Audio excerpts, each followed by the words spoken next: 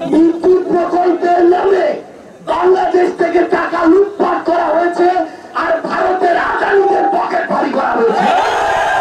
ওই খুনিদেরকে প্রশ্ন করতে হবে যে তোরা যে হাজার হাজার কোটি টাকা চুরি করলি, এই জন্য তোরা নিজেকে চোর ডাকাত মনে করিস কিনা?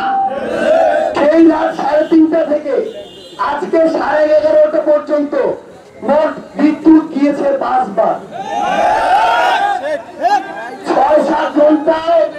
6-7 ঘন্টায় যদি 5 বার বিদ্যুৎ যায়, 10 ঘন্টার মধ্যে 5-7 ঘন্টা যদি বিদ্যুৎ না থাকে, তাহলে এই যে 16 বছর ধরে আপনাদেরকে বিদ্যুতের স্বয়ংসম্পূর্ণ করে এক একজনকে বিদ্যুৎময় করে দিল, এর দশায় এই অবস্থা কেন? পুরো বাংলাদেশ থেকে বিদ্যুতের স্বয়ংসম্পূর্ণ, আগামীতে নাকি প্ল্যান হচ্ছিল বাইরে বিদ্যুৎ পাঠাবে। বিদ্যুৎ প্রকল্পের নামে বাংলাদেশ থেকে টাকা লুটপাট করা হয়েছে আর ভারতের আদানিদের পকেট ভারী করা হয়েছে।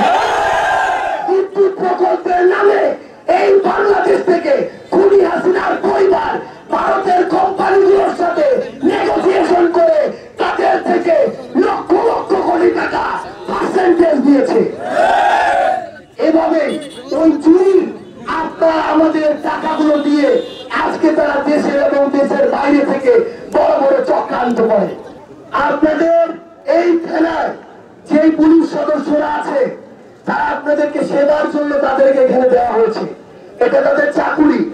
আপনাদের সহযোগিতা করাই তাদের চাকুরি।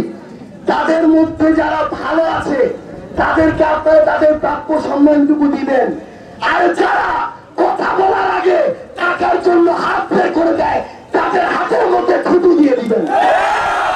এইসব কালপ্রিটদের মুখোশটা উন্মোচন করতে হবে। নতুন বাংলাদেশে ঘুষ খাওয়া কোন পুলিশ সদস্যকে আমরা কোন থানায় দেখতে চাই না। তাদেরকে আমরা স্পষ্ট করে বলি, যারা বিগত বছরগুলোতে এই বাংলাদেশে সরকারের ক্ষমতার আওয়ামী লীগের নেতাদের দালালি করেছে, তারা কিন্তু এখন মুখ দেখাতে পারে না। ওই সরকারি কর্মকর্তা কর্মচারীদের সন্তানরা এখন মাথা উঁচু করে স্কুলে যেতে পারে না। এগুলো থেকে দয়া করে শিক্ষা নিন। শিক্ষা নিয়ে আপনাদের ওই যে আমানত, ওই যে শপথ, সেটার প্রতি আপনাদের কমিটমেন্ট বজায় রাখুন, জনগণের জন্য কাজ করুন। স্পষ্ট করে একটা কথা বলি চাচারা, বাবারা, ভাইরা, মায়েরা, আপনার এই উপজেলার প্রত্যেকটা সরকারি অফিস আপনার সেবার জন্য এবং সেখানকার প্রত্যেকজন কর্মকর্তা কর্মচারী আপনার ট্যাক্সের টাকায় বেতন হয়।